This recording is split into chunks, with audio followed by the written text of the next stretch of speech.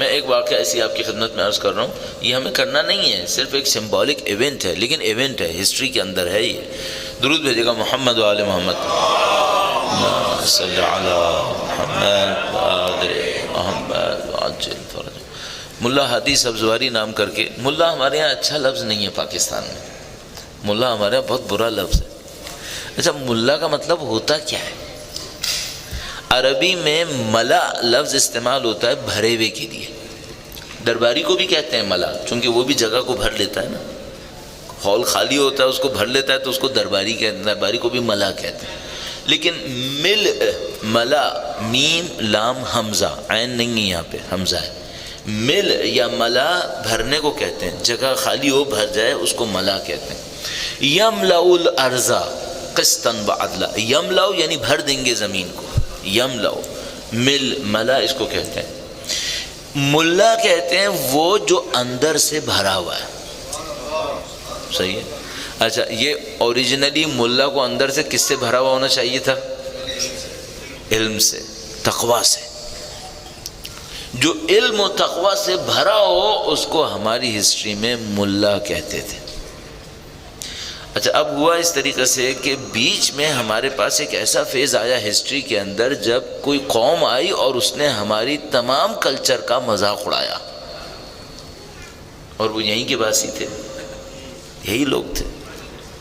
یہ جب وہاں پہ تشریف لائے تو انہوں نے ہمیں مینٹلی شکست دینی تھی، پہلے نفسیاتی طور پہ پہلے شکست دینی تھی۔ اچھا آپ کو کسی بھی قوم کو ہرانا ہونا تو اسے احساس کمتری میں مبتلا کر دیں، ویسی ہار جاتی ہے۔ کسی قوم کو ہرانے کے لیے اسلحہ فائر نہ کریں، آپ کیا کریں؟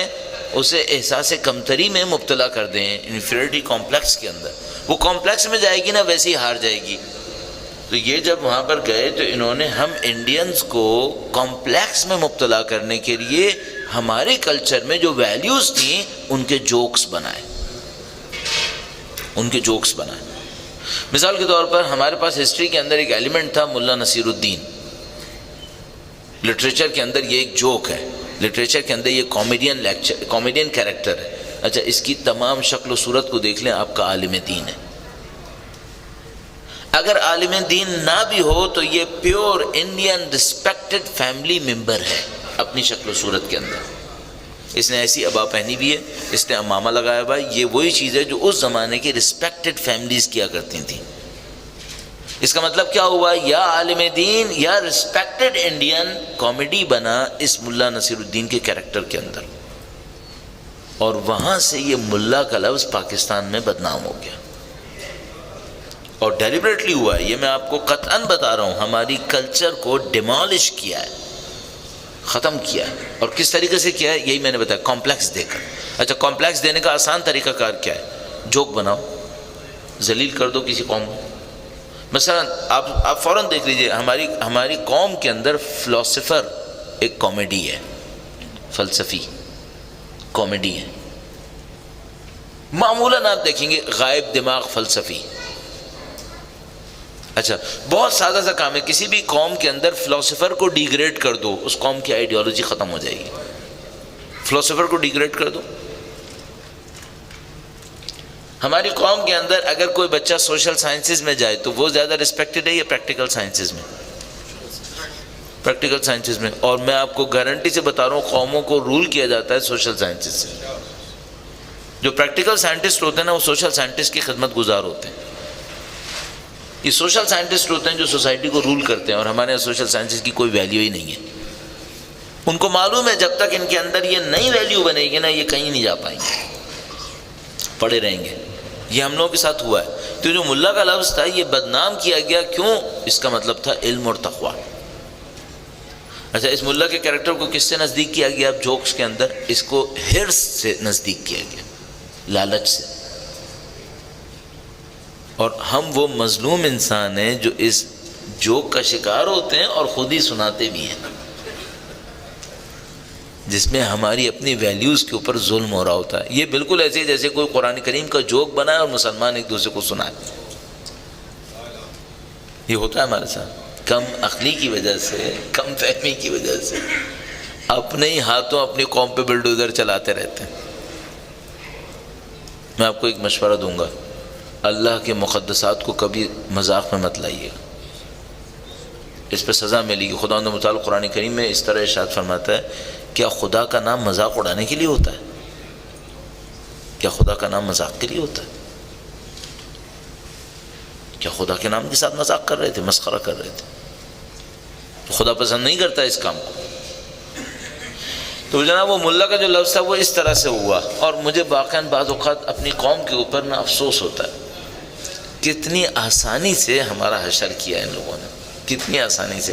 جس وقت تقریباً ہم 25 کروڑ تھے اور انڈیا میں دنیا کی دولت مند ترین اقوام میں سے ایک تھے، تو ان کے جو قبضہ کرنے کے لیے ہمارے پاس آئے تھے وہ 20,000 سے زیادہ نہیں تھے، اور یہ جو 20,000 تھے اگر ایک SOS کال دیتے اپنے سینٹر کو تو اگلی مدد آنے میں 10 مہینے چاہیے تھے۔ تو ایک انگریز لکھتا ہے اپنے ایک بایوگرافی کے اندر، وہ کہتا ہے کہ ہماری تعداد اتنی کم ہے کہ اگر یہ انڈین مٹھی بھر خاک اٹھا کر ہم پہ پھینکے نا تو ہم دفن ہو جائیں گے۔ تو اس نے کہا کہ اچھا اگر یہ ہم اتنے ولنریبل ہیں یہاں پر تو ہم زندہ کیسے رہیں گے؟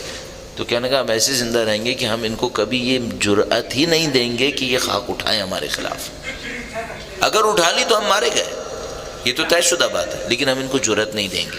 اچھا ان کو جرأت کیسے نہیں دیں گے؟ تو اس نے ایک طریقہ بتایا، BBC نے ڈاکومنٹری بنائی، اس میں سب بتایا، 6 قسطوں میں BBC کی 5 یا 6 قسطوں میں ڈاکومنٹری ہے، انڈین گورنمنٹ جب رول کیا تھا برٹش انڈیا کے اوپر۔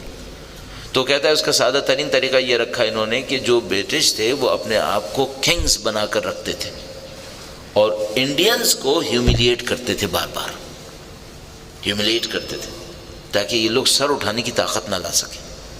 اس کے بعد انہوں نے کیا کیا، وہ جو سول سروسز کا اپنا سسٹم بنایا نا، جس کو ہم CSS پاکستان کے اندر کہتے ہیں، وہ اسی بیس پر بنایا کہ جس کا رینک اوپر ہے وہ نیچے والوں کو ہیوملیٹ کرے۔ تو ہمارا بیوروکریٹ جو ہوتا ہے اس کو سکھایا جاتا ہے کہ سویلین سب کیڑے مکوڑے ہیں، یہ کچل دو ان سب کو، ان میں کوئی قابلیت نہیں ہے۔ یہ جان بوجھ کے بنایا گیا تھا کہ یہ قوم ہیوملیٹ ہو جائے، اگر بے احترامی ہو جائے گی، بے عزت ہو جائے گی، سب ختم ہو جائے گا۔ فرعون نے بھی یہی کیا تھا۔ فرعون نے کیا کیا تھا، بنی اسرائیل کو چوڑے چمار چھوٹے چھوٹے کام پکڑا دیے، ایک نسل تک چوڑے چماری کا کام کرتے رہے، ان کے دماغ سے سب کچھ نکل گیا، ساری صلاحیتیں ختم ہو گئی، جو حضرت یوسف نے سکھایا تھا سب بھول گئے۔ اتنی آسانی سے ہم پس جاتے ہیں، غصہ آتا ہے بعض اوقات اپنے اوپر، افسوس ہوتا ہے اپنے اوپر، کیوں اتنی آسانی سے پستے۔ تو بہرحال وہ جناب ملا ہادی سبزواری جناب بہت بڑے فلاسفر تھے، اور وہ اپنے ایک جگہ پڑھایا کرتے تھے۔ پورے اس زمانے میں تو ظاہر تصویریں وغیرہ تو نہیں پہنچا کرتی تھیں، لیکن نام کا ان کا ڈنکا بجا ہوا تھا ہر طرف ایران کے اندر۔ نشاپور کے قریب رہتے تھے، سبزوار جو آپ کو پتہ ہی۔ تو وہ جناب ان کے نام کی شہرت تھی، یہ تھا وہ معنوی طور پر بہت مضبوط انسان تھے، بہت مضبوط انسان تھے۔ ایک زمانے میں اچانک ان کے ذہن میں یہ احساس آیا کہ یہ شہرت جو ہے نا، یہ میرے لیے بت بن گئی ہے، یہ میری شہرت میرے لیے بت بن گئی ہے، مجھے شہرت بہت اچھی لگنے لگی ہے۔ بس جس دن یہ احساس آیا نا، اگلے دن انہوں نے اپنا مدرسہ چھوڑا، غائب ہو گئے۔ اب جو مدرسے میں لوگ اٹھے، انہوں نے کہا بھائی ملا ہادی سبزواری استاد معظم کہاں ہیں؟ دکھا غائب۔ اب انہوں نے اطراف میں پوچھوایا کہ بھائی کہیں اور گئے؟ پتہ چلا اصل اس نام کا بندہ روئے زمین سے غائب ہو گیا، کوئی کلو نہیں ہے۔ اچھا انہوں نے کیا کیا، یہ اپنے علاقے سے نکلے، ایک بہت دور دراز کے علاقے میں گمنامی کے ساتھ پہنچ گئے، بالکل عمر میں ضعیف تھے، بوڑھے سے تھے، ایک علاقے کے اندر پہنچے۔ اب لوگوں اب کچھ نہیں بتا رہے کہ میں کون ہوں، تو لوگ کیا دیکھیں گے، پھٹے پرانے کپڑے پہنے ہوئے ایک غریب فقیر آدمی ہے۔ دور دراز کے ایک مدرسے میں جا کے بیٹھ گئے۔ وہاں پہ جب مدرسے میں پہنچے تو وہاں صحن کے اندر مٹی وٹی کافی پڑی ہوئی تھی، پتے بھی پڑے ہوئے تھے درختوں کے۔ تو وہاں گئے، انہوں نے 2-4 شاخیں جمع کی اور اس کو جا کے جھاڑو لگانا شروع کر دی صحن میں۔ تو وہاں جو مدرسے کے پرنسپل تھے یا پتہ نہیں ٹیچر تھے، وہ آئے، کہنے کہ بھائی کون ہے تو؟ اپنا ایک نام بھی بتا دیا، پتہ نہیں عبداللہ یا پتہ نہیں کیا، عبد مسکین پتہ نہیں، اس طرح کر کے۔ کہا کہ تم کیا کرتے ہو؟ کہنے کہ میں کچھ نہیں کرتا۔ کہنے کہ کچھ نہیں کرتے تو یہ کیا کر رہے ہو؟ کہنے کہ میں دیکھا مدرسہ ہے، اچھی جگہ ہے، یہاں پہ گندا ہو رہا ہے، تو میں نے کہا جھاڑو ہی دے دوں۔ تو کہنے کہ ہمارا خادم کچھ وقت پہلے مر گیا ہے، تم یہاں پہ آؤ گے جھاڑو لگانے کے لیے؟ کہنے کہ ہاں آؤں گا۔ کہنے کہ ہم تمہیں جگہ بھی دیں گے اور جو طالب علم کھاتے نا یہ تمہیں بھی دے دیں گے، صحیح ہے؟ کہنے کہ ہاں میرے لیے صحیح ہے۔ سر چھپانے کو جگہ مل گئی ہے، کھانا کھانے کو کھانا مل گیا، ایسے وہاں پہ انہوں نے جھاڑو لگانا شروع کر دی. وہ بچوں کی خدمت کرتے تھے، کوئی پانی مانگ رہا ہے، کوئی یہ کر رہا ہے، کبھی پانی بھر کے لاؤ، کبھی یہ کرو وہ کرو، وہ بچوں کی خدمت پہ لگ گئے. استاد معظم فلاسفر خدمت کرتے تھے. اچھا، ان کی کتاب بہت مشہور تھی منظومہ، جس میں انہوں نے فلاسفیکل آئیڈیاز کو نظم کے اندر بیان کیا تھا. وہ منظومہ اس زمانے میں بھی مدرسوں میں پڑھائی جاتی تھی. تو ایک دن بیٹھے ہوئے تھے، دو بچے منظومہ پڑھ رہے تھے، منظومے کا ڈسکشن کر رہے تھے. تو ایک بچے نے منظومے کے اندر بتایا کہ یہ جو شعر ہے نا، اس میں ملا ہادی نے یہ کہا ہے. یہ سن رہے تھے، اب وہ الٹی باتیں کر رہا تھا، یہ نہیں کہا تھا. تو سنتے رہے پہ ایک دفعہ برداشت نہیں ہوا، نزدیک جا کے کہنے لگے بیٹا شاید یہ نہیں کہا. تو اس نے کہا تمہارا کیا کام ہے، تم اپنا جھاڑو لگا. اس نے کہا نہیں، وہ تو میں جھاڑو تو میں لگا لوں گا، لیکن دیکھو شاید یہ نہیں کہا. کہنے اچھا پھر کیا کہا ہے؟ کہنے لگے شاید یہ کہا ہے. اس نے دیکھا بات تو صحیح ہے.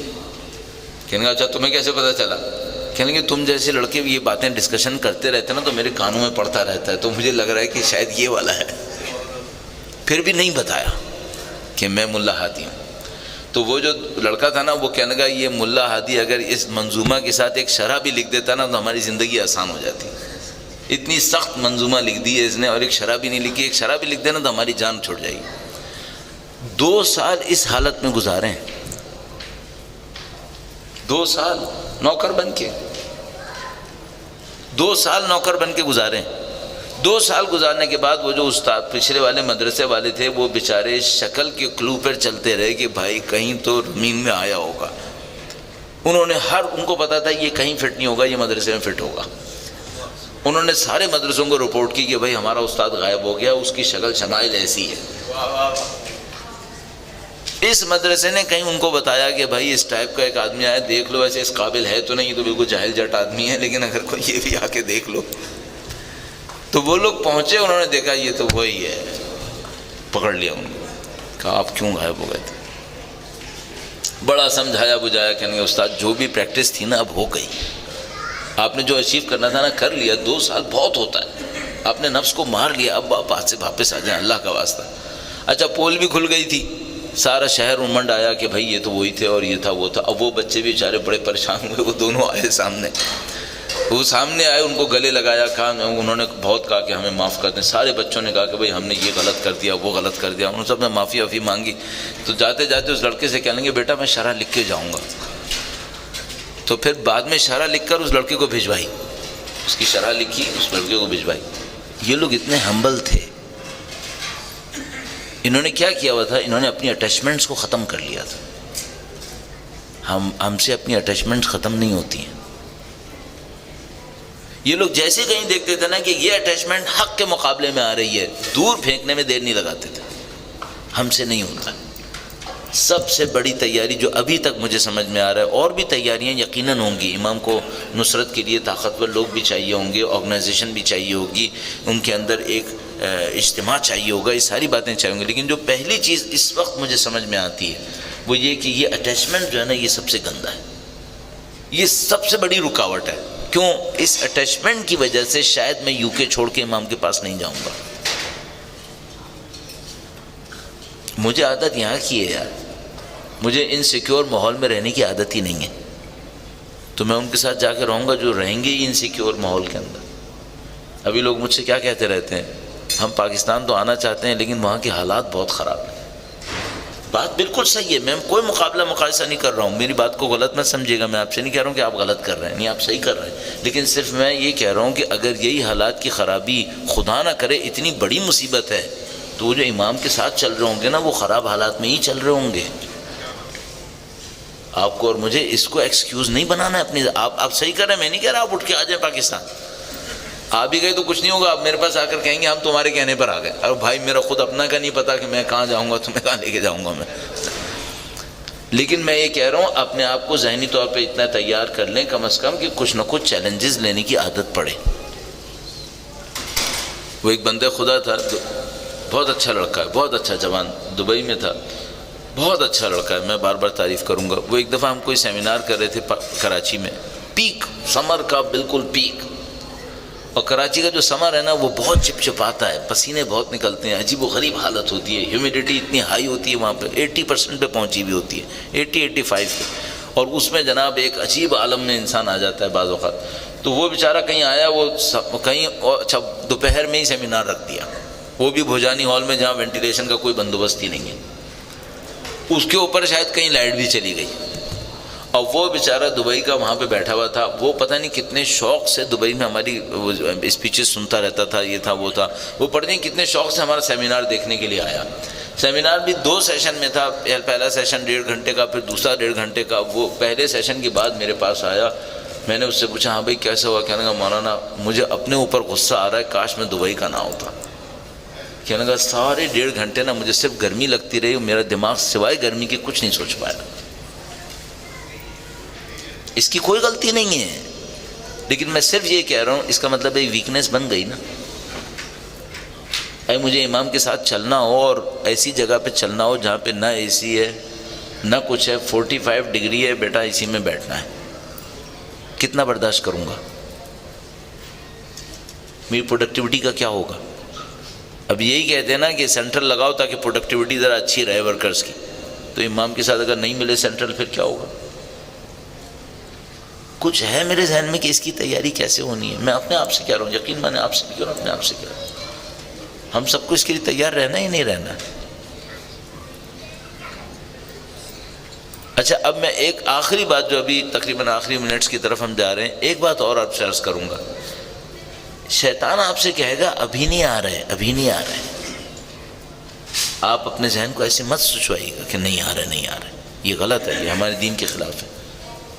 آپ اپنے ذہن سے بالکل یہ سوچئے گا کہ اگلے سال نہیں، ابھی آ رہے، اب کیا ہونے والا ہے،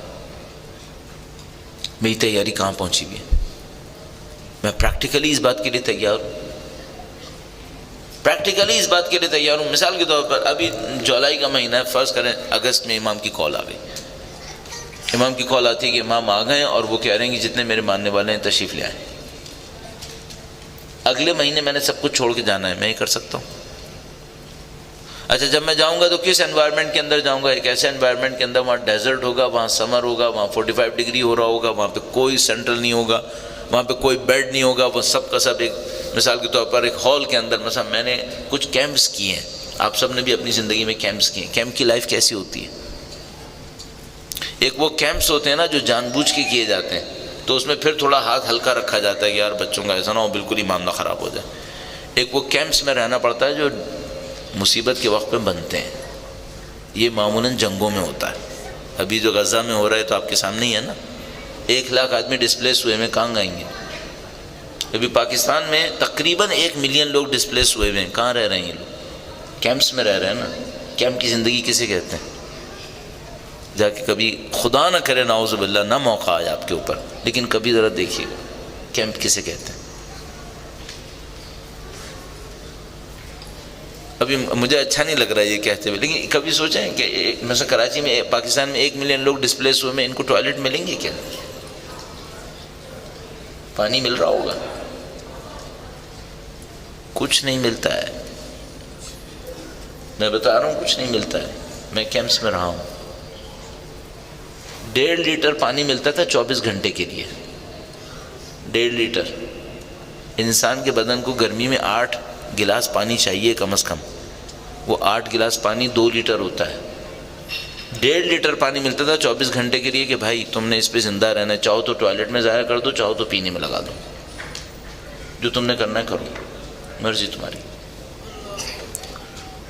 بستر ملے گا؟ بستر کہاں کی کہانی ہے۔ مثلا میں ایک عجیب و غریب چیزیں ہوتی ہیں، چھوٹی چھوٹی باتیں، برا نہیں مانے گا، اسی میں عرض کر رہا ہوں۔